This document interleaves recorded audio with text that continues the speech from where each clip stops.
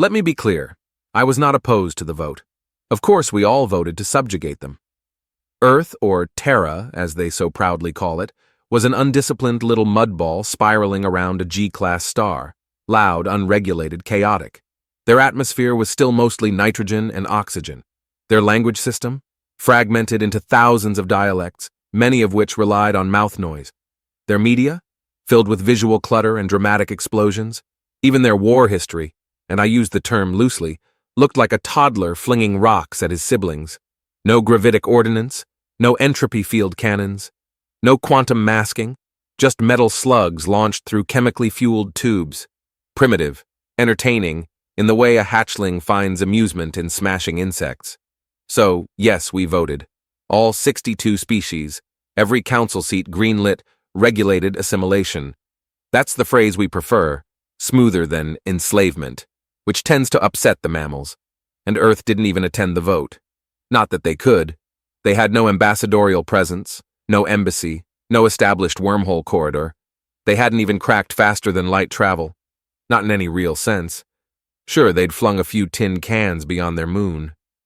So had my ancestors, 10,000 cycles ago. We all agreed it would be simple. A light diplomatic dispatch, a gesture of integration, offer them inclusion into our economic lattice in exchange for controlled labor output and mineral access rights, the usual protocol, the same one we used on the Tethari, the Linvarax, the Ur. Besides, it would be good for them, give them structure, pull them out of their chaos, teach them to suppress all that annoying emotional surplus.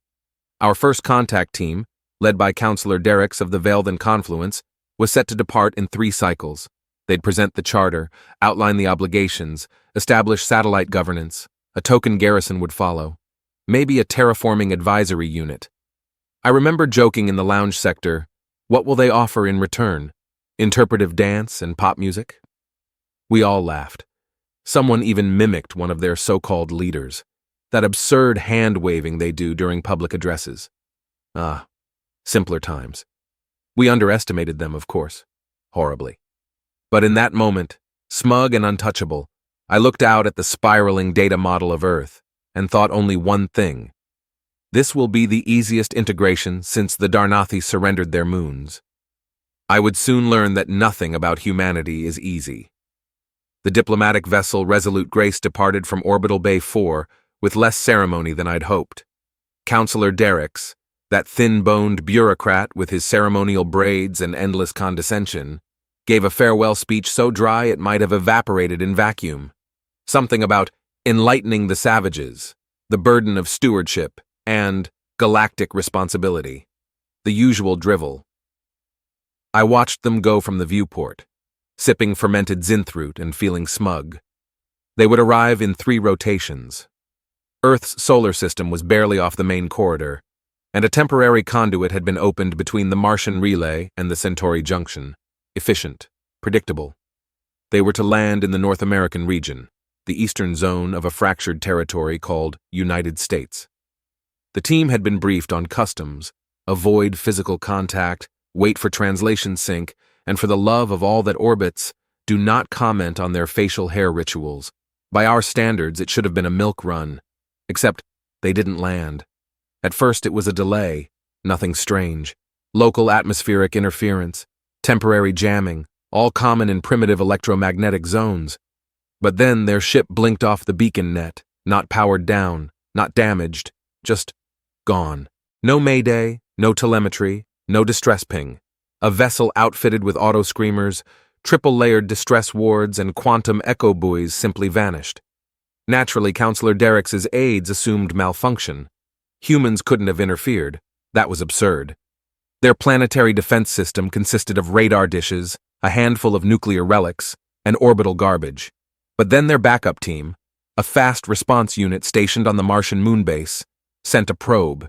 It never reported back. Now, it's one thing to lose a signal.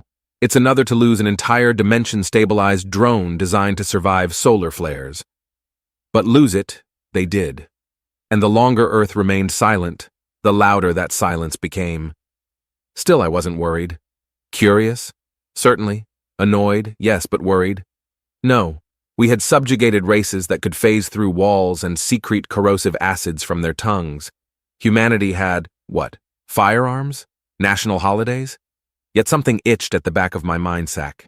That silence, not defensive, not afraid, measured. We sent another team. Unofficial this time, a surveillance insert, covert. They slipped past the orbital fringe, descended quietly.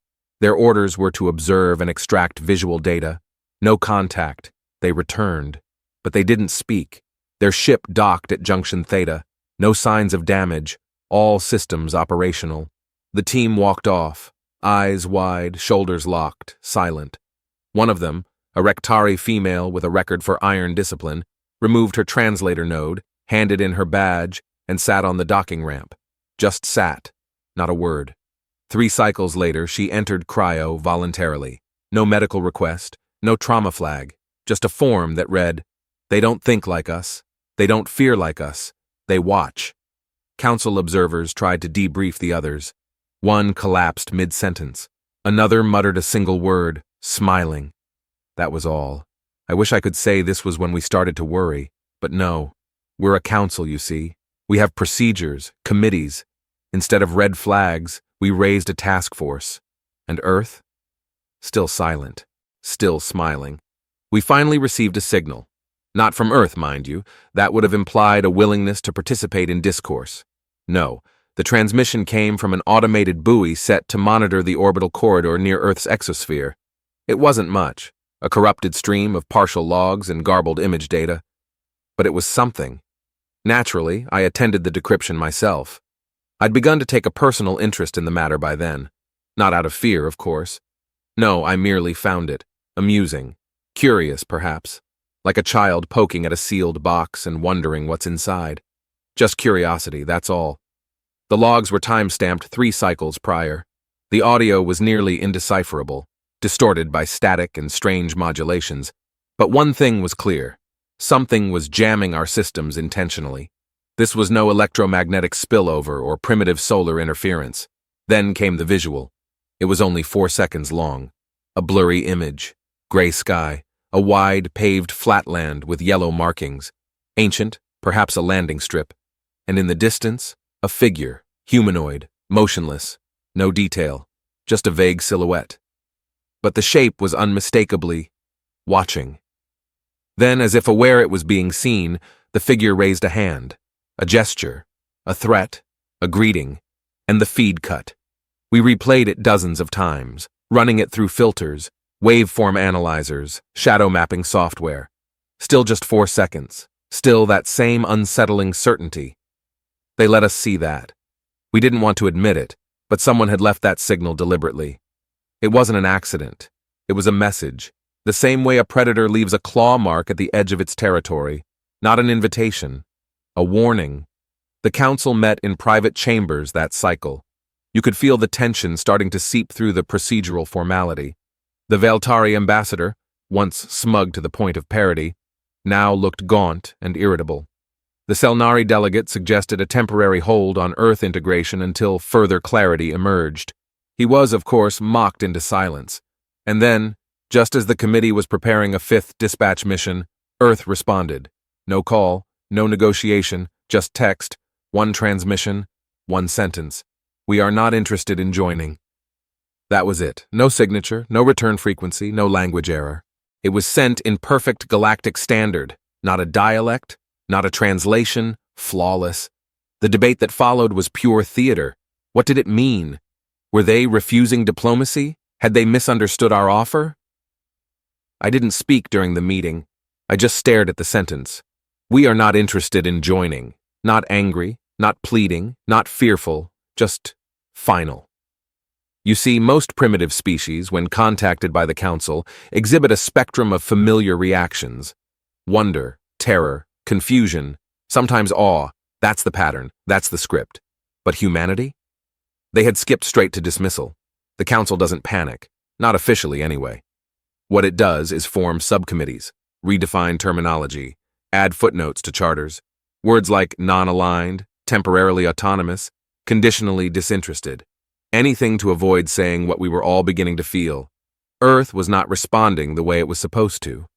And so, in the finest tradition of arrogant civilizations pretending they still have control, we authorized a test. It wasn't called a test, of course. It was a diagnostic pulse. That's what they named it. Sounds harmless, doesn't it? In truth, it was a low-impact gravitic distortion aimed at Earth's orbital layer. A minor ripple, the kind used to disable illegal asteroid mining. No casualties expected. No contact made, just a nudge, a reminder. The Varellan fleet deployed it from one of our light cruisers stationed near the moon. The humans couldn't have known. The field was masked under a quantum fog, scrambled with false star patterns and delayed reflection telemetry. It fired. 3.6 cycles passed, and then Earth responded. Not publicly, not with fleets, not even with words. Instead, the Erix colony vanished. Gone. Just gone. Erix was a modest settlement. Population 9,000, mostly agricultural. Located on the far edge of the Trivan system, 6 jumps from Earth. No strategic value, no defense grid, no known human presence. I was in the analytics chamber when the first alert came through. The planetary beacon had gone dark. No explosion, no radiation, no escape pods, no distress call, just silence.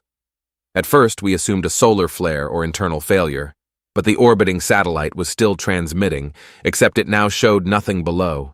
No buildings, no cities, no atmosphere, just a lifeless rock, no craters, no burn marks, as if the planet had been reset. A technician whispered, "Did they use a gravitic shell collapse?" I laughed, loudly. "Please," I said. "They still boil water for propulsion. They didn't even invent that phrase." But no one else laughed. Later that same day, a second signal appeared. Buried in the drift of background noise, piggybacked onto a council status ping. 3 words. "We noticed that." That was it. No coordinates, no identifier, no origin tag. But the signal carried an impossible modulation key, one only found in council-sanctioned fleet transmissions. How they'd acquired it was unthinkable. The Toval ambassador walked out of the chamber. He never returned. Suddenly, integration didn't sound like a plan.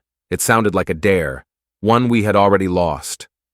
For the first time in recorded council history, a vote was proposed, not to conquer, not to punish, but to pause. It failed. And Earth? Still watching, still silent, still smiling. I did what I always do when uncertainty irritates me. I researched.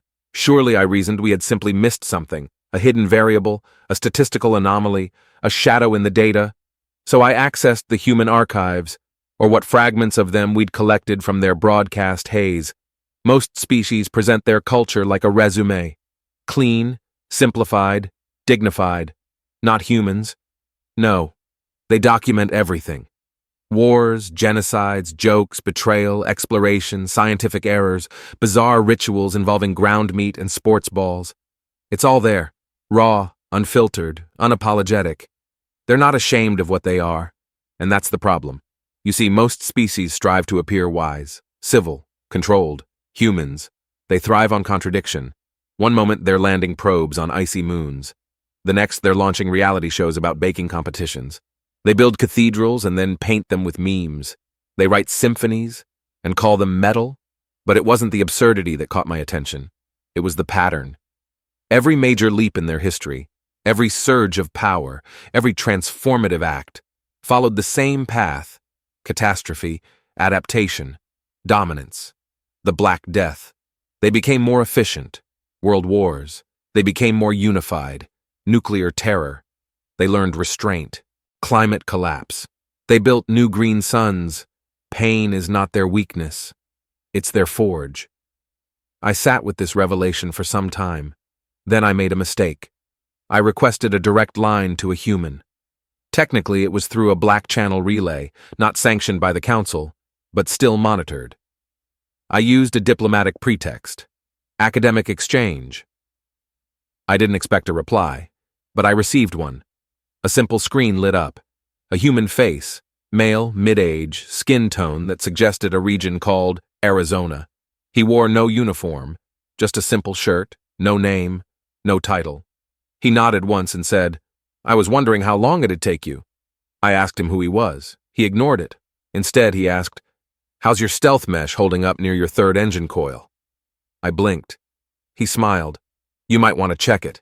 We're seeing some resonance feedback. The call ended. I rushed to engineering. The stealth mesh near our third engine coil, rated for deep space shielding, was vibrating, almost imperceptibly.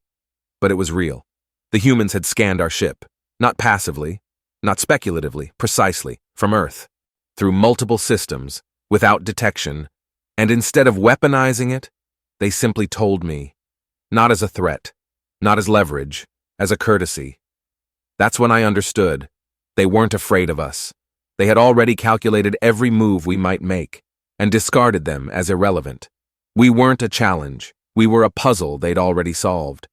There is a silence that comes after fear, not the silence of dread, that comes early, loud and clumsy. No, I mean the silence that arrives when you finally understand. That's where the council was now. The votes continued. Proposals floated like corpses in stagnant water. A motion to demand formal submission, another to send a diplomatic appeal, a third to escalate observational compliance. All passed, all meaningless. You see, the humans had vanished, not just physically, not metaphorically, I mean completely. Every orbital feed, every surveillance probe, every background echo, gone. Earth no longer broadcasted static, it broadcasted nothing. We scrambled, ran diagnostics, triple-checked coordinates. Some insisted Earth had cloaked itself. Cloaking does not work on a planetary scale. Others suggested mass deception, spoofed data, false layers. But spoofing only works if you can at least detect the source. Earth wasn't spoofed. It was just not there anymore. And then it got worse. The 7th Armada, a veil-thin cruiser fleet stationed in low orbit near Jupiter's shadow belt, vanished. That's right, the entire 7th Armada. 2 battle cruisers, 8 recon lances, 32 personnel transports. Gone. Not destroyed. There were no impact waves, no explosions, no flares. The telemetry logs ended mid-frame. The last recorded image was of the gas giant's swirling surface, and then static. We couldn't even find the wreckage. It was as if they had simply stepped out of the simulation. I stood in the strategic mapping chamber watching counselors scream at their aides, throwing blame like it could plug the vacuum of comprehension. One shouted about gravitational shears. Another accused sabotage. One even suggested divine punishment. I said nothing. I just kept thinking about that human who had warned me about the resonance feedback. He had smiled when he said it. Not smug, not cruel. Just aware. Not long after the fleet vanished, a final signal reached us. Not a message, not even sound. A feed. A single stream, encrypted in our highest military-grade protocol, displaying footage that could only have come from inside the bridge of the 7th Armada's flagship. 30 seconds, silent. No human in frame. Just a slow pan across the empty command deck. Chairs still warm. Lights still active. And then, just before the feed ended, a sentence appeared on screen, burned into the frame itself. "This is your last opportunity to misunderstand us." It lingered for 2 seconds, then gone. No trace, no signal trail. The feed was embedded in a backup buffer deep within our own internal network, one not even linked to real-time transmissions. They didn't send it to us. They left it for us to find. That was the moment the fear became structural, not reactionary, not emotional, institutional. The kind of fear that rewrites policy, that lives in meeting rooms and encrypted handbooks, the kind that stops laughter from ever coming back. And the worst part? We still hadn't seen a single human soldier. It came not as a grand broadcast, not through a hijacked channel or planetary transmission. It arrived as a memo. Yes, a memo.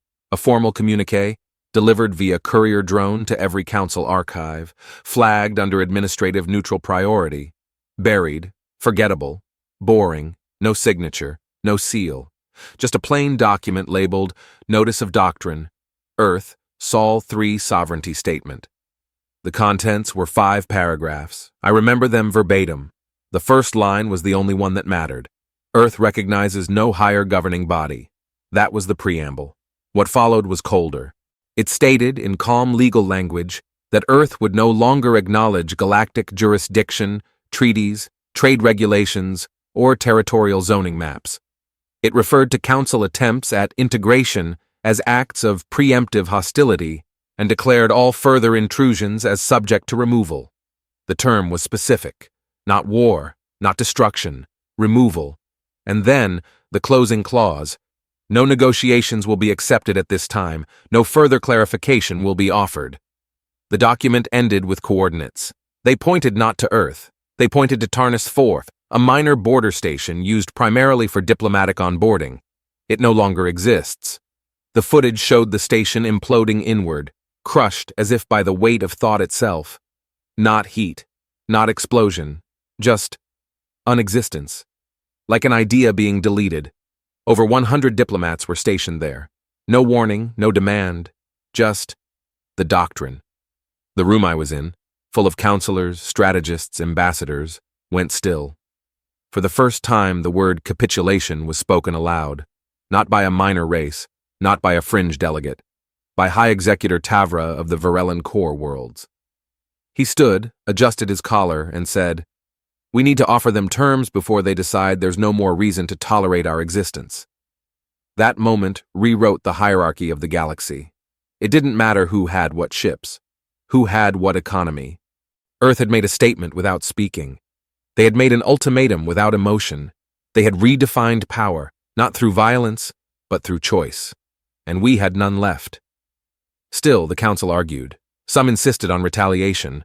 A few, mad or pretending not to be, wanted war.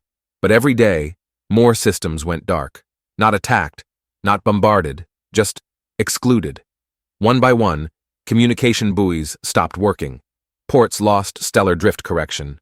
Supply routes began rerouting themselves, as if someone else had rewritten the star map protocols. We never saw who did it. We only saw the results. And in the silence that followed, something broke across 100 civilizations. Not fear. Obedience. They say the worst monsters are the ones you create in your own image. That's what I kept telling myself as I sat alone in the secure archive chamber, poring through human history files we once cataloged under primitive development.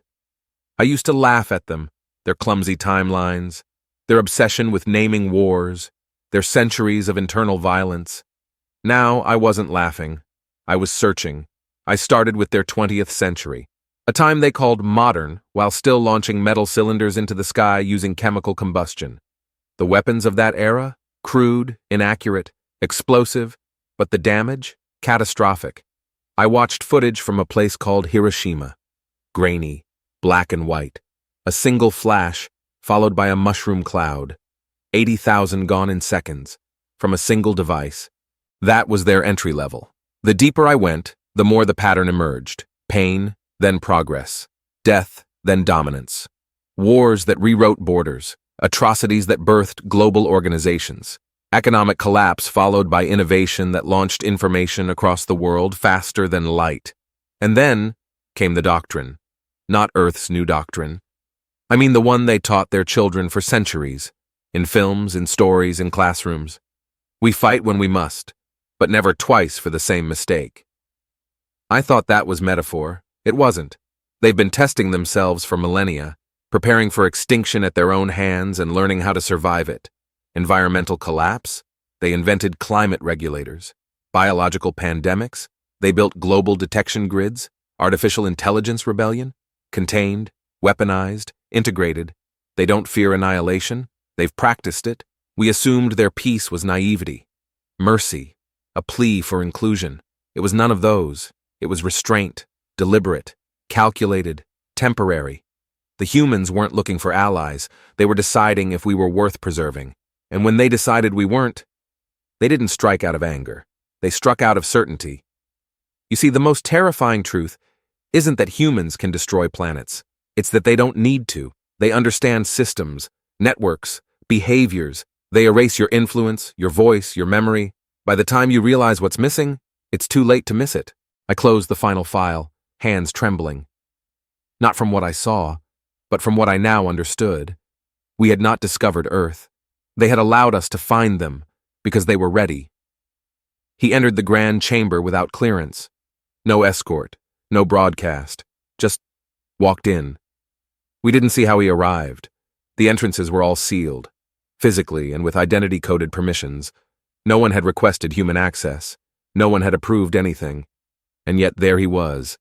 A man, average height, black suit, no insignia, no weapons, clean shoes.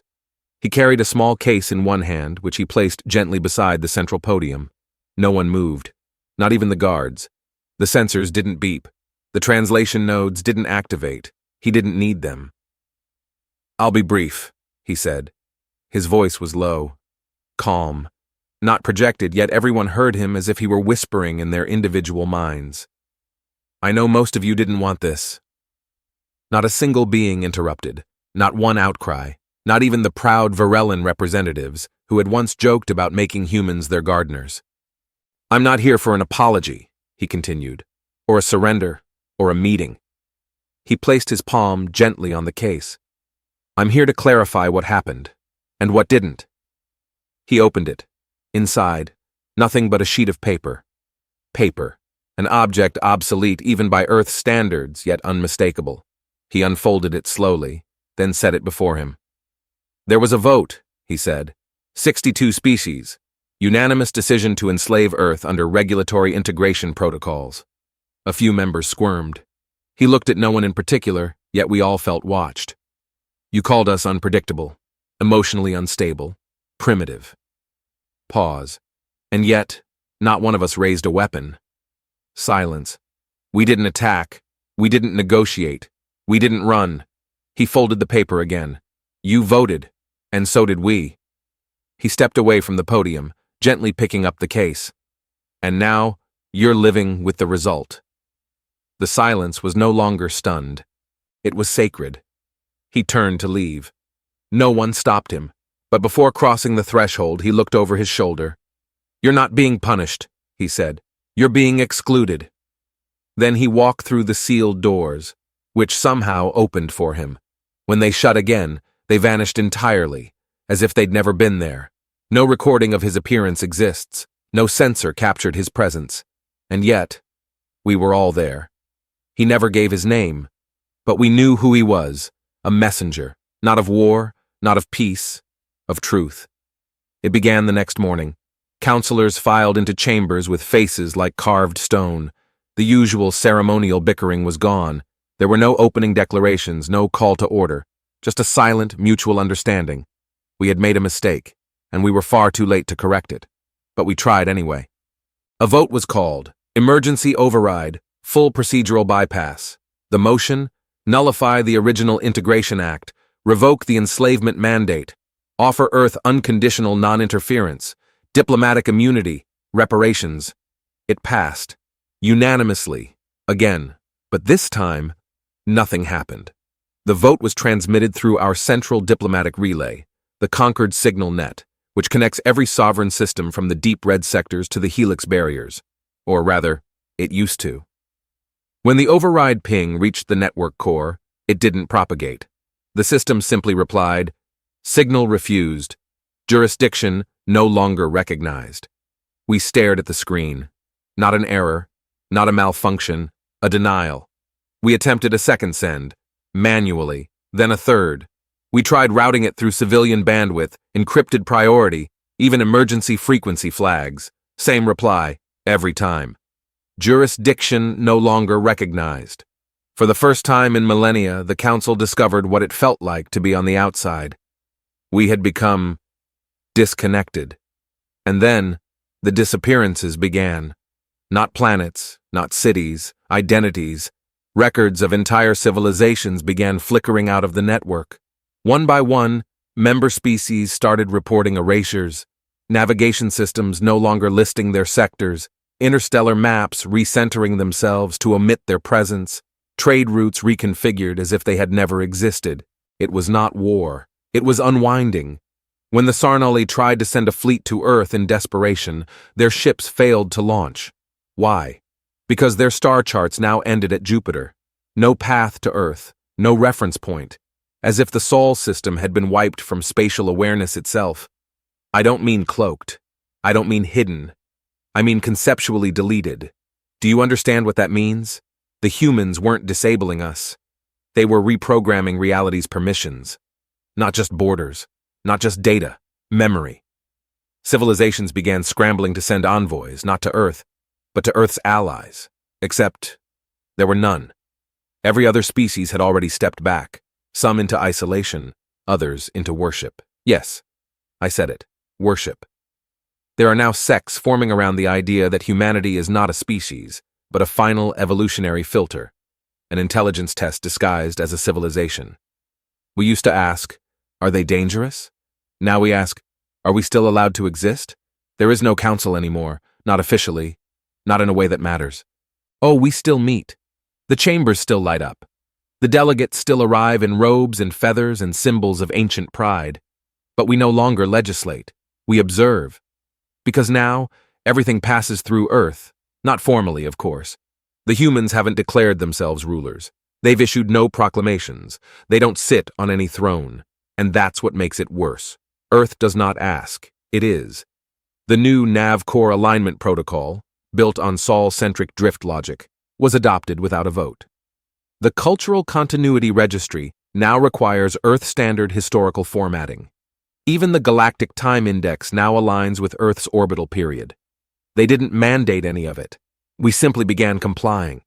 Because systems stopped working when we didn't. We learned that lesson early, when the Vel-Thal systems refused to adopt the new formatting, and their climate controls began to fail. Not crash, fail, subtly, quietly, like a heart forgetting its rhythm. Their core regulator was later found, rewritten. The base code simply replaced itself. No breach, no intrusion, just irrelevance. So now, everyone aligns with Earth. We adopt their formatting, their sequencing, their silence. No embassies have been established on Sol. No trade ports have opened. No human ambassador has been named.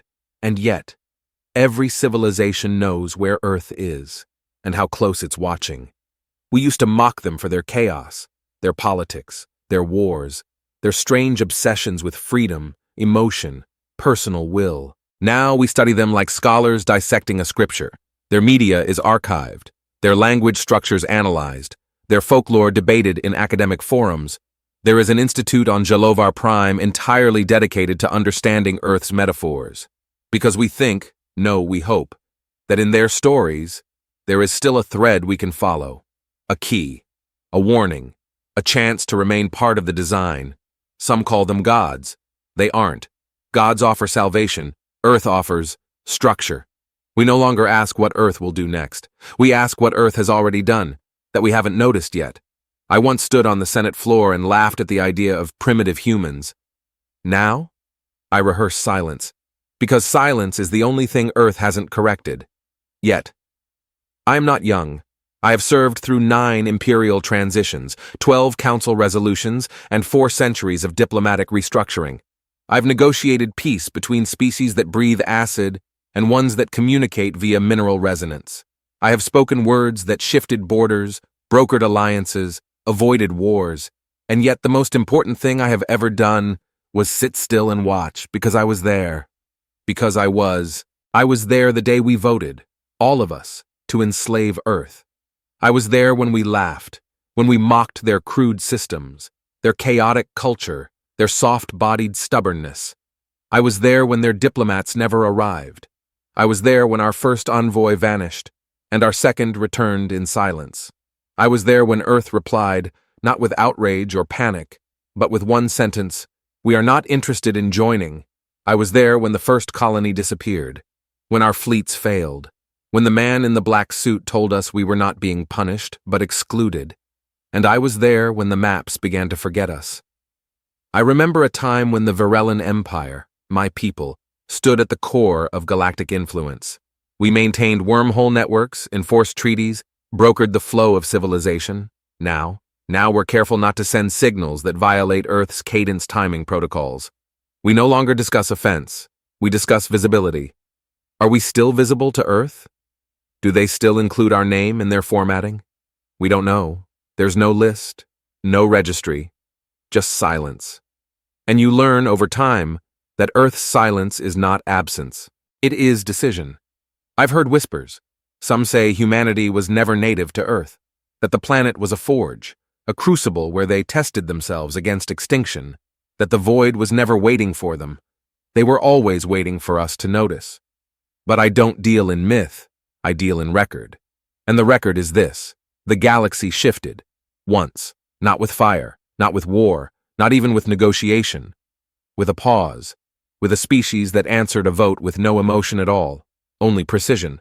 I write this now not as a delegate, not even as a Varellan, but as something simpler, as a witness.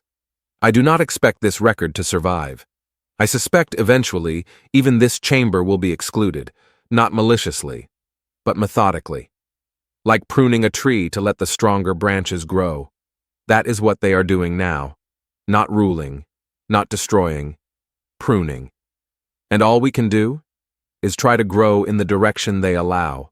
So when the next species finds us, if any remain, and they ask what happened, tell them, there was once a planet, blue, loud, strange, full of contradictions. We tried to tame it, and then we vanished. I was there.